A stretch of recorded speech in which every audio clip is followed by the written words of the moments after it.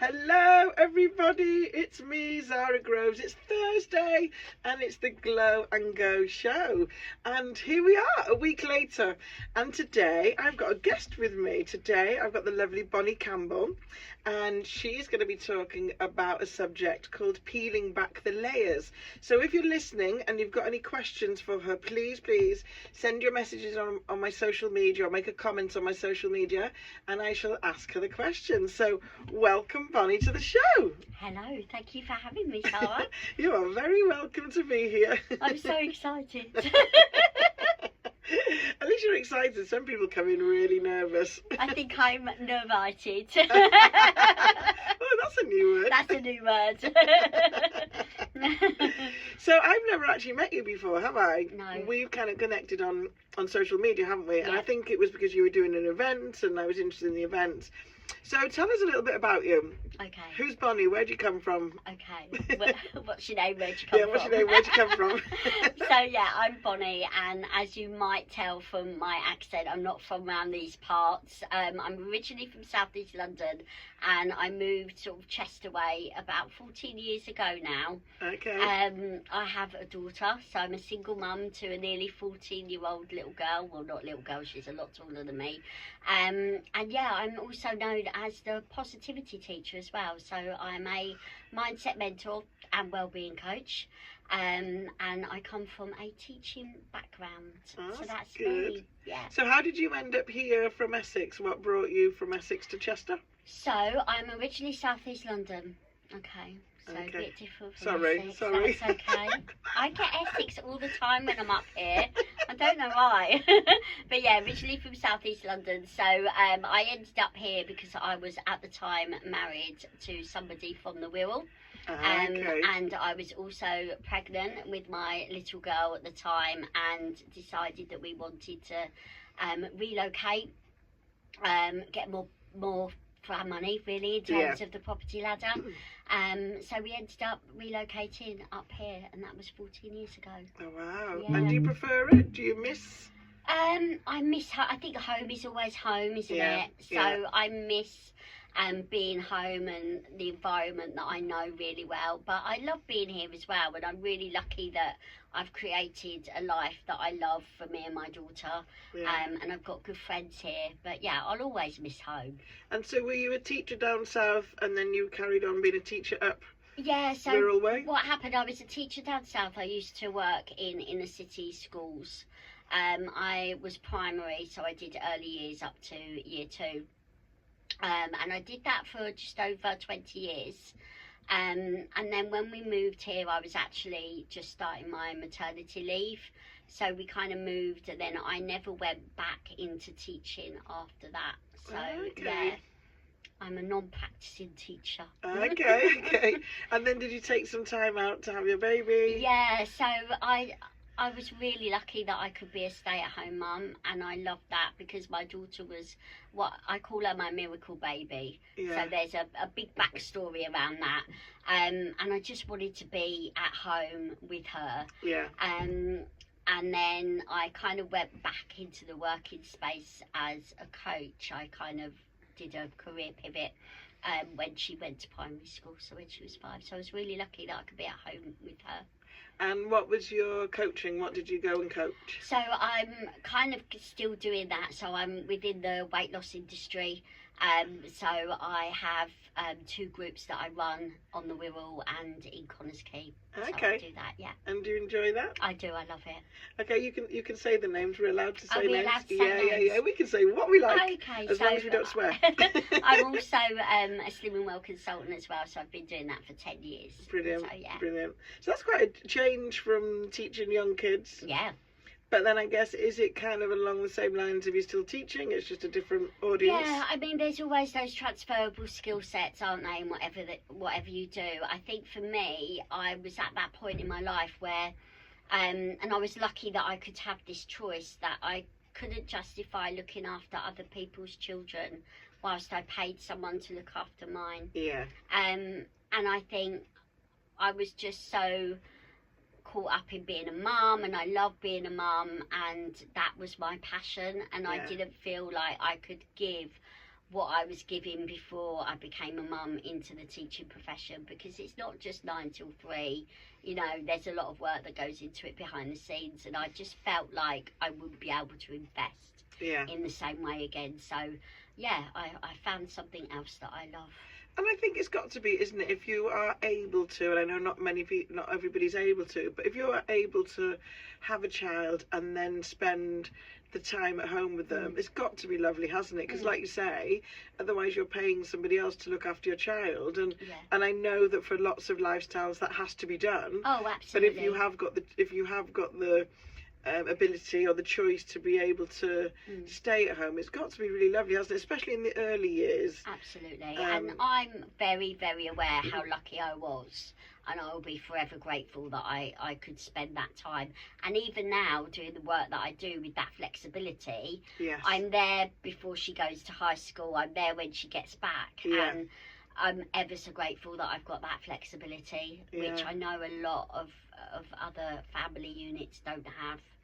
Yeah, I think there is a bit more of a switch now, isn't there? Women going to do different kind of work that they can work around their family, because a lot of the time now, isn't it, childcare is so expensive that you're kind of working all day to hand it over to somebody else. Absolutely. It's almost a second mortgage, I think, a lot of the childcare costs at the moment. So how did you go, so Slimming World Consultant, that's obviously looking after women and helping them along the journey. So how have you gone from that to the positivity teacher? Okay, so the positivity teacher was born nearly 18 months ago. I've always had a real passion for helping women, supporting women and seeing women thrive.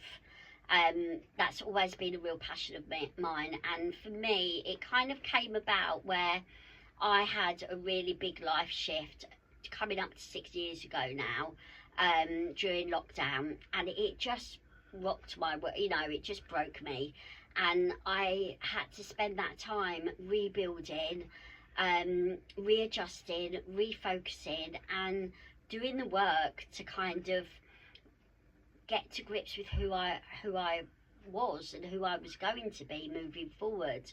And I got to the point where about 18 months ago I was like, I really want to do something that's going to be really valid, something that's mine, something that I can own myself, and where I can also use the skills that I've got and the passion that I've got and the experiences that I've got to be able to set up something. And that's how the positivity teacher was born. That's brilliant. So it's come from something that happened to you, and then you feel that you can go and help other ladies. Because I do think, being a woman, our bodies go through so many changes, and I say this quite often, that puberty, I know everybody goes through puberty, boys and girls, but because you're young and you've got nothing left to do other than to go to school and listen to your parents and be told what to do, it's almost like I don't remember the ups and downs of my puberty. Do you know what I mean? It was just part of childhood. Okay.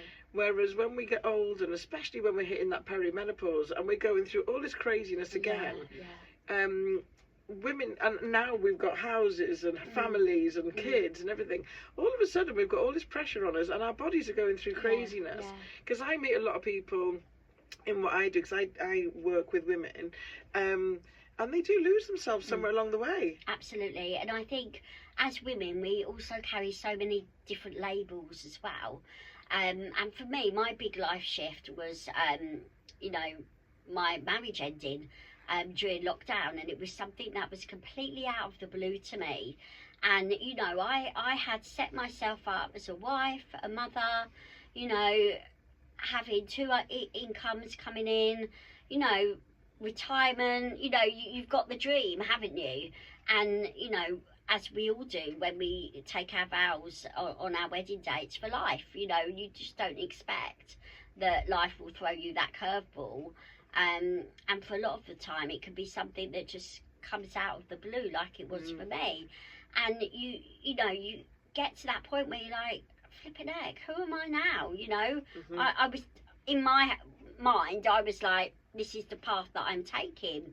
And I've had so many conversations with women recently who are kind of late 30s, 40s, 50s and beyond, who are now getting to that point where they're questioning, you know, and thinking, do you know what, this isn't giving me what I want it to give me, whether that be a friendship, a relationship, a work role, whatever it might be. And, you know, we're questioning it, and we're like, flipping heck, what, you know, where do I go from here? And that's the work that I do, peeling back those layers, taking on those labels. Are they labels that you've been given? Are they labels that you've taken on? And how do those labels feel as well, you know? So, yeah, because I've got a couple of friends, one in particular I can think of, and she became a single mum, and she just doted on her daughter and doted on her, and they did everything together. And then, of course, once she grew older, she was going off now, and my friend was kind of going, what about me? What do I do now? Yeah, absolutely. And, you know, it's all different things that happen during life, you know, even having a baby. You know, I remember when I had my daughter, I mean, she was so longed for, but I remember, you know, looking at this baby and thinking, what the heck have I done? You know, because it's like a bomb goes off in your life, doesn't it? And you're now solely responsible for keeping a human being alive, and that is like pressure beyond pressure, isn't it? Well, I haven't got children, but my experience is my niece. So from the age of 5 months old, I was one day a week looking after her, and in the beginning, because her mum worked nights, she'd be upstairs and we'd be downstairs, and I can remember thinking then, like, what am I meant to do? And then when we first started going, and for the first however long we were in the house, and it was just the playing, feeding, sleeping kind of a thing, and then when we started going out together, it was just a whole different ballgame. This little first, like say, I've got to keep, and I always remember we went to a play centre once, and she went flying over this thing, and I watched her go, and you know, and she was fine. She just, you know, as they say, kids bounce. My heart was in my mouth. I thought I'd destroyed this child, and I was like, oh my gosh, it was and that's it's crazy, and that's not full time. That was one day a week. And I think you know, becoming a mum or becoming a wife or changing jobs and all of this, it has that kind of impact on your identity as well. You know, and I remember, you know, being, you know, getting this label of being a mum and thinking, right, okay, do I need to dress differently? Do I need to act differently? You know, all of this goes around in your mind.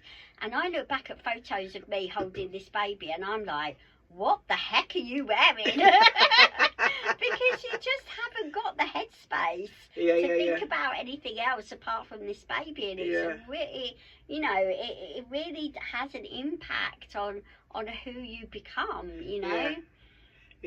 Okay, let's go and play a song, and we'll come back and we'll chat some more about this, because this is going to be interesting. Okay, let's have a bit of Sister Sledge. There we go, a little bit of Texas going on there. So if you're just tuned in now, I've got Bonnie Campbell in the studio excuse me, and we're talking about peeling back the layers. So when you came up with this heading for today's episode, what do you mean by peeling back the layers? Okay, so there's a little backstory to this. So the first thing, the work that I do, it's not about fixing, because we're not broken, okay? And peeling back the layers all started with the onion analogy. So when you start working with me, you become my onion. And it's a red onion, because it has to be on brand, Sarah. So basically, just like the onion, we have lots of different layers as human beings. And some are easy to peel off, and some, like the onion, can be a little bit tricky and a little bit harder to peel back those layers. Some are thicker than others, and some are quite transparent. So I hope you've all got a picture of a red onion in your head now.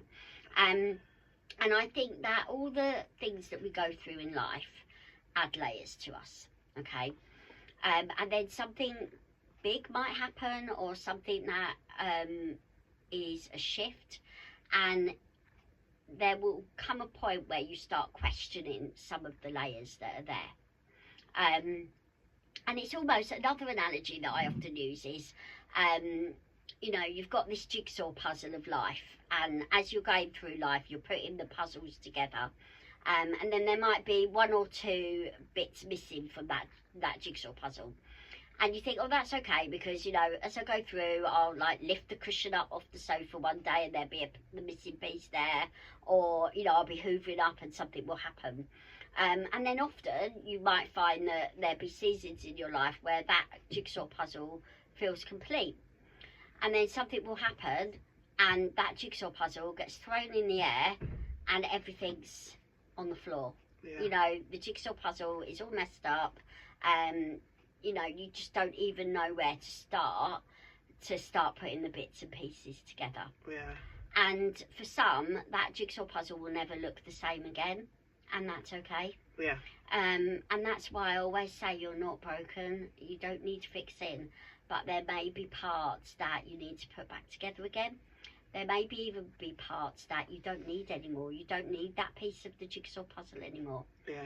And I think, you know, apt for the radio today, it's, you know, if you kind of imagine that, the glitter ball, the disco ball from Strictly Come Dancing. I love a disco ball. I've actually got them in my house. Me because too. I love, you know, I love them so much. And we are a disco ball, you know, we're all these fragmented pieces that have been broken, but been put back together. When you put them back together and the sun starts shining on you again, boy, do you sparkle, shimmer and shine. Yes. Okay? And I'm really passionate about people, women, shimmering and shining and stepping into their glory and stepping into their power. And that is why we sometimes need to peel back the layers to get to that shimmer again. That is good. That is good.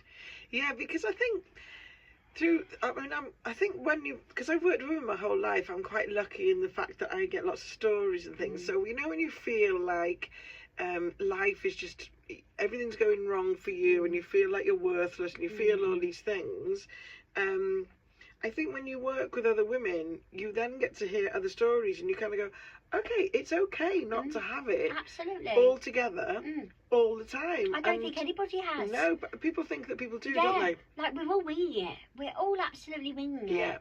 And, you know, I think, you know, there will be things that happen and you're like, you know, you have to own it and you have Yes. to say that's really rubbish and I don't like the fact that that's happened to Yeah. me, you know, and that's okay. But it's how you flip the script. It's how you deal with that. Yeah. That gets you forward moving. It's Yes. all about that forward moving.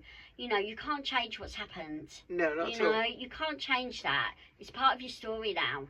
And it's about having that confidence to own that part of your story and to use it to your advantage, you know, and to use it to know who you are so that you can look in that mirror and know exactly who you are.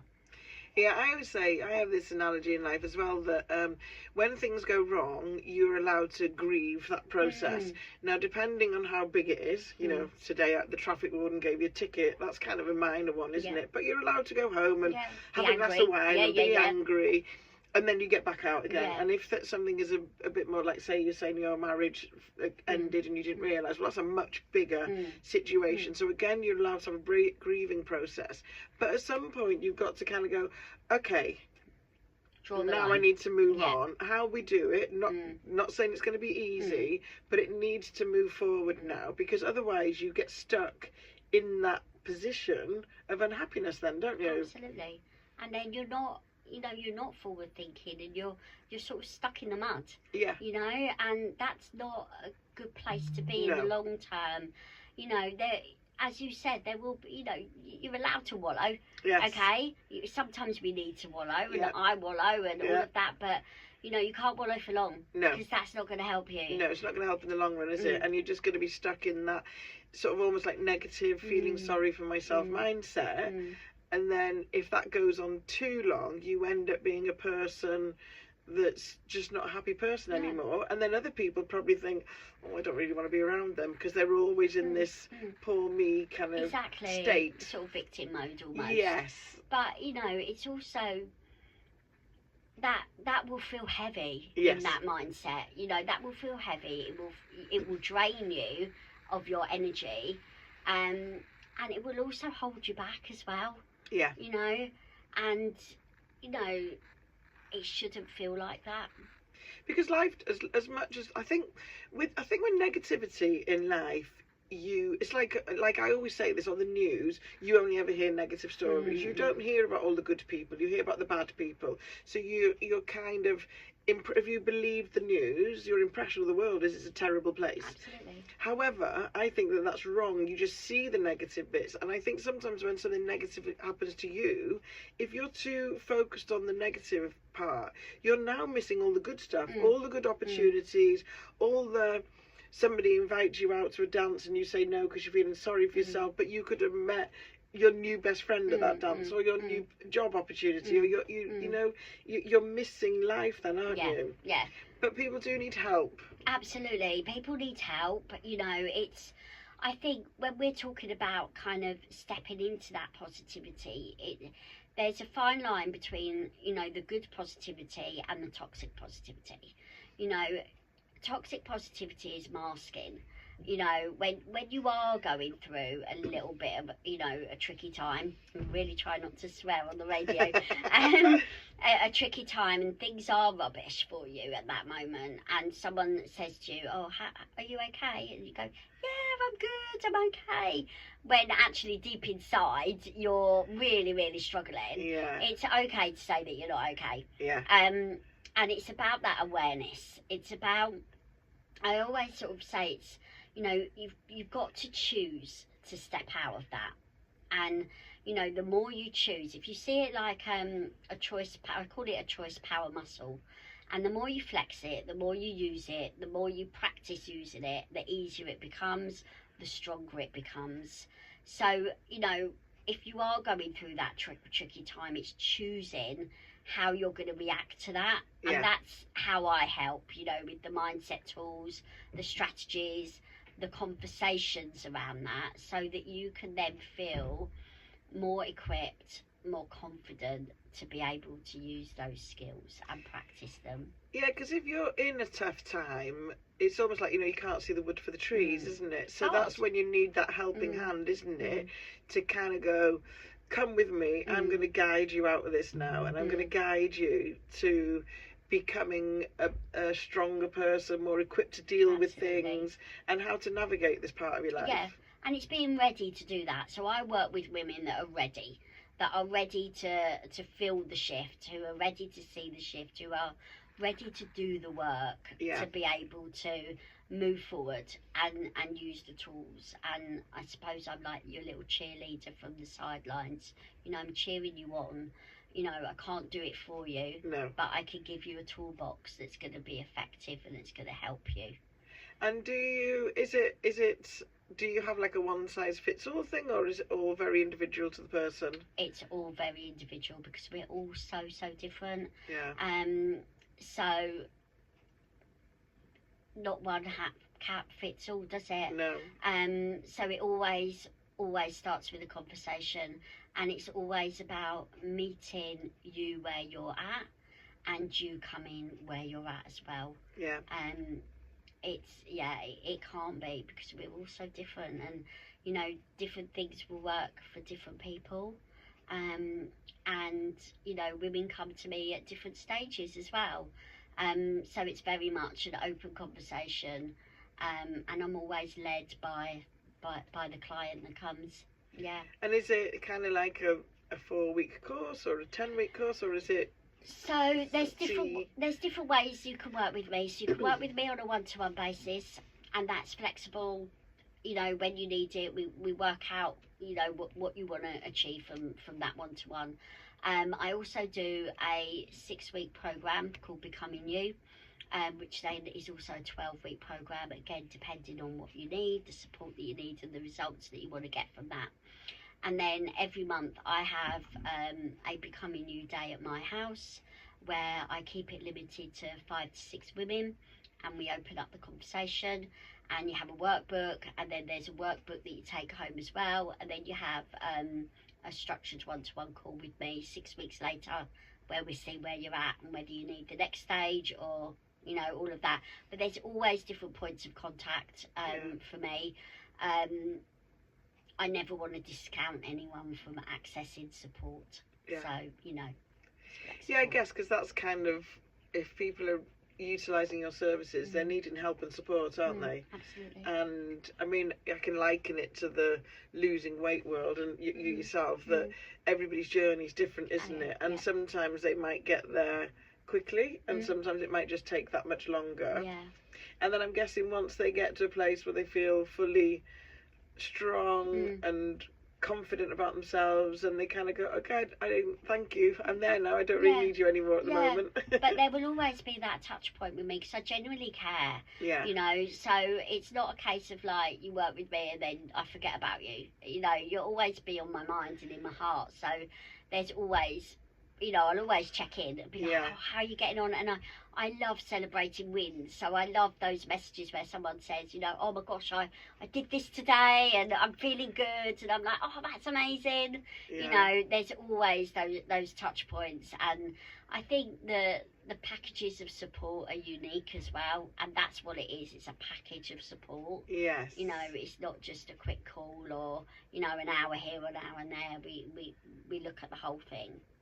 Yeah, because I guess in the beginning you've got to sort of delve deep to see like what's brought them to this point in their life that they feel that they've lost themselves completely, because it doesn't happen overnight, these things. It's not always like a oh woe me situation either. You know, it could be that you've had a baby and you're like, you know, that's a time of celebration, isn't it? Or, you know, it could be that, you know, you've been made redundant and you're like, I don't know what to do next. Yeah. You know, I don't know whether I want to go back into that corporate world. Maybe I want to follow my dream and, you know, do this. And, you know, that, you know, it's a whole layer to uncover, you know. So it's not always because something's bad has happened to you. Yeah. You know, it can be something exciting, like you're getting married and you're a bit like, oh, got the heebie-jeebies. How's my life going to change? Or, you know, I've been sitting on this dream for years and now I really want to go for it. And me helping you to step into that, you know, which is exciting. Because you hear stories, don't you, of people, and they had, you know, they were going to do this, they were going to, I don't know, say become a teacher, and then the next thing they fell pregnant, and then they couldn't do that anymore. But it's always been a dream of theirs, and then at some point when the child no longer leads them, they kind of go, oh, maybe I should do that dream now. But then it's always, I think as you get older and you've got more responsibilities, those decisions seem much bigger to do than when you're sort of fresh out of college or something, you know? Yeah, I think it depends, you know, as we were saying, everyone's so different. So for some people, like, you know, their child leaving home won't necessarily make them feel like they've got empty nest syndrome and all of that. It might actually be like, yeah, I can go and do whatever I want now. I'm free! You know, that real sense of freedom. And it's like, right, I want to feel confident in being able to go and do what I want to go and do, that I've been wanting to do for ages, you know. You know, I don't need the husband anymore. I don't need, do you know what I mean? It's transition, isn't it? Yeah, and it is. New beginnings and new chapters, which is exciting. And I do think in life, if I look at my life, you come up to these crossroads, don't you, where you're a bit like, I'm not sure what I want to do now. What path do I want to take? Where do I want to go with this? Yeah. Cool. Let's play a song and we'll come back again and chat some more. Oh my gosh, we're nearly at the end of having Bonnie Campbell here. And she's talking about, we've been talking about peeling back the layers and just helping people focus again. So if somebody at the moment is kind of struggling, they're at a point in their life where they don't know what to do, or they're not struggling and they still don't know what to do, have you got any like little tips or tricks that you can give that they could implement immediately? I think the biggest thing that I would say is, don't get overwhelmed. Don't feel like you've got to fix everything straight away, okay? I think it's such a journey, and it's a complex journey as well. So it's thinking about maybe one thing that you can commit to that is going to help you to move forward. And what I mean by that is, say for example, like a couple of weeks ago I had the marathon. Like, you're not going to wake up that Sunday morning and go, do you know what? I'm going to go and give that marathon a little try today. You know, you would absolutely kill yourself. You know, it wouldn't work out for you because you haven't had that training and you haven't kind of, you know, got into the habit of going for a run every day. So, you know, if you're a runner, you wouldn't, you know, go straight into doing a marathon. You'd start small. Yeah. So you might start by doing the Couch to 5K, for example. I mean, you'd build on that. And it's the same with the mindset work. You know, think about one thing that you could do, that you can make it into a habit. Yes. You know, so it might be every morning you look in the mirror and you go, "Oh, you're looking good today. You're looking really good today," and you do that every day. You know, until you feel like you've nailed it. You know, and that will start sending a message to your brain. You know, that you're looking good. You know, or it might be that instead of kind of using words like, "I'm really rubbish at that," I'm learning to get better at that. Because all of this mindset work, learning to be forward thinking, it's practice. It's choosing to, and it's practice. So it's just thinking, right, I don't know, I'm trying to think of something where you might be feeling overwhelmed. I don't know. Say, let's use an example of, you know, your husband's left and there's so much fear attached to that. There's so much worry. There's so much uncertainty. Financial Yeah, implications, absolutely. everything, isn't it? I mean, it's absolutely hideous. You know, you can then go. It's very easy then to go into catastrophic thinking, and go straight to the worst case scenarios, and start feeling that fear and holding on to that fear and all of that. If you could just quieten the noise by, you know, just doing one thing that's going to bring you joy that day or each and every day, or focusing on one glimmer every day. You know, try not to focus on the big, you know, when you're in that situation. Focus on just one little thing that's going to help you to feel a little bit calmer, that's going to quieten the noise, and that's going to make you feel safe in that situation or any situation that you're facing right now. So you could do things, couldn't you? Like, say, when you woke up in the morning, you'd like to turn the music on, but your husband didn't. Well, he's no longer there anymore, so turn that music up blasting every morning. Absolutely. Absolutely. If I could swear right now, I would, but you have certain moments, and you celebrate those moments. Yeah. And it's focusing on the things that you can do now, rather than what you can't do. Yeah. You know, and it's celebrating those, because the more you celebrate those wins, and they're not even small wins, they're wins, okay? Yeah. You're going to feel so much lighter and brighter by doing that. Yeah. You know, it's going to be amazing. And yeah, you know, you're going to be in the trenches in the beginning. It's going to be really hard to do that. But I promise you will, the more you practice doing those things, the easier it will become, and you will feel so much better and so much empowered, knowing that you've got that freedom. It's kind of switching the narrative, isn't Absolutely. it? Of the, oh my God, I'm in this situation, I can't do this, I can't do that. And I guess when you're in it, it's very difficult, isn't it, to see outside. Absolutely. But if you can, and you can just say, oh, but I can do this now. Yeah. And it's focusing on the cans that's really important, because they're the positives. And, you know, some days that will be easier than others. You know, there will always be, whatever you go through, whether that's losing a job, losing a family member, losing your marriage, it's a process of grief. Yeah. And at the beginning it feels really raw, it feels really uncomfortable, it hurts, it feels weakening, you know. But as time goes on, and you know, you start to move forward, it will become easier to do the things that are gonna empower you in that. Yeah, because you're almost kind of, aren't you, especially things like marriages and jobs and stuff, you feel like your life is wrapped in that either person or situation, and then all of a sudden it's taken away. It's almost then you feel like you completely adrift. And especially if it's losing a person or a loved one that you love, then you've got the grief kicking in there as well, and then you've got all the other external worries.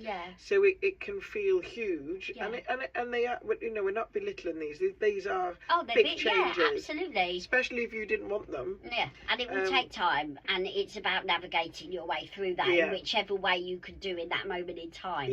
You know, and it's more than okay to struggle in those situations.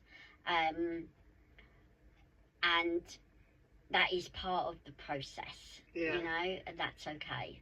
And one of my favourite sayings is, "This time too shall pass." Yeah, this too shall pass, yeah. Because it's true, isn't it? That, Absolutely. you know, it's because when you look back, sometimes I look back like one of my boyfriends who I was madly in love with and I was going to spend the rest of my life with, and it ended. We are actually really, really good friends again now, once we'd got over that sort of hurt period.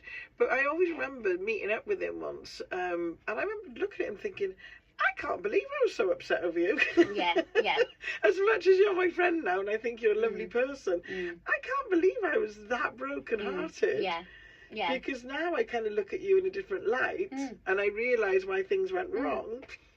And it's funny, isn't it? Yeah. But obviously you've got to get to that position to be able to look back. Yeah, and I'm a firm believer, and I will never say this when I'm going through something, but I am a firm believer that it happens for a reason. Me too. You know, and I think even when you're in the trenches, if you could just hold on to that, let that be your anchor, because that's the other thing, you know, it's really important to have an anchor. So, you know, when you're being splashed about by all the waves and you're in that turmoil, if you could just hold on to your anchor, you'll be okay. And that will be, it could be someone, it could be something, could be a mantra, a thought, whatever it is, but you need that anchor to hold on to. And that's always my anchor, that this is happening for a reason. Yeah. And it might feel really rubbish right now, and it's really hard right now, but it's opening up more opportunity. And you can't see what the reason is. No, you can't. Because I had quite a traumatic thing happen, it was 4 years ago now, and it was a man put a petrol bomb through my door. Wow. It wasn't meant for me, it wasn't meant for my house, it was the wrong house. And I always remember it was one of my brothers and one of my really good friends, Paula Stevens, they said, you won't feel this right now, but when these big traumatic things happen, a big change is coming for you. Absolutely. And it really did. It completely changed my career. I've got a beautiful kitchen now, so those are the things I look at now, but it really changed my career. It was a real big turning point, but obviously when I was in the thick of it and it was all going on around me and I had nowhere to live and all these things and no money, how was I going to fix all these things? You couldn't see it. No. I mean, I'm quite lucky that I've got a good family and good friends, and lots and lots and lots of local people came and helped me. I was, you know, one act of evil, 1,000 acts of kindness. And it is true, when I came out the other side and went, okay, that's not that I'd ever want to go through it again. I wouldn't wish it on anybody, because that level of trauma is quite high. But it did change everything. Yeah, absolutely. It was like a complete, and if you'd have told me before then that I'd be doing what I'd be doing now, I probably would have laughed at you. Yeah, yeah. And I'm a firm believer of that if I was still married, I don't think, I know I wouldn't be doing what I'm doing now. Yeah. I wouldn't be as content as I am now, as happy as I am now. Yeah. You know, I it sounds really cheesy, but I wake up every day and I go, I love my life. I absolutely love my life. Yeah. Because, and it's not because it's come easy to me. I've had to do the work. You know, I've had to choose to have that mindset. And that doesn't belittle what I've been through. No. You know, it was hard. It was horrible. Yeah. You know, if I could not go through that, I wouldn't go through it. Do you know what I mean? And, you know, but I know that it happened for a reason. And, you know, so much has happened since then. The opportunities that I've had. Yeah. And the self-belief that I've got now.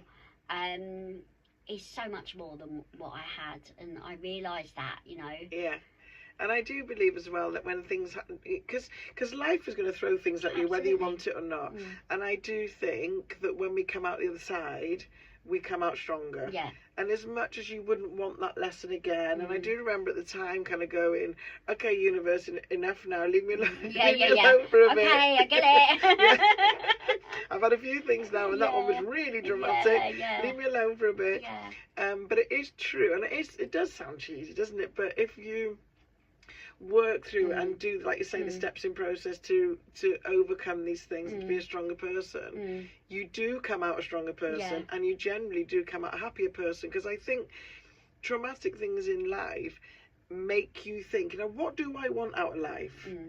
It's like when a loved one passes away, especially somebody that passes away unexpectedly or young, it really shocks you into how fragile life can be. So how do I want to live my life now? Because For all I know, it could Yeah. end tomorrow. Yeah, absolutely. And you know, there may be listeners that are listening now who are in the trenches, and you know, probably thinking, you know, because it's Yeah. hard. It Yeah. is hard, but I promise you, you will come out of those trenches Yeah. and you'll look back and you'll be so much stronger Yeah. and so much more blessed. And you know, you'll be able to go, oh yeah, that happened for a reason. It might not feel like it right now when you're in those trenches, but I promise you, it will work out. And I'm a strong believer of change, that if you're in a situation right now and you're not happy with it, you can change that. Absolutely. Nothing is, you're not, what somebody always said to me, you're not a tree, you're not stuck in the ground, you can change.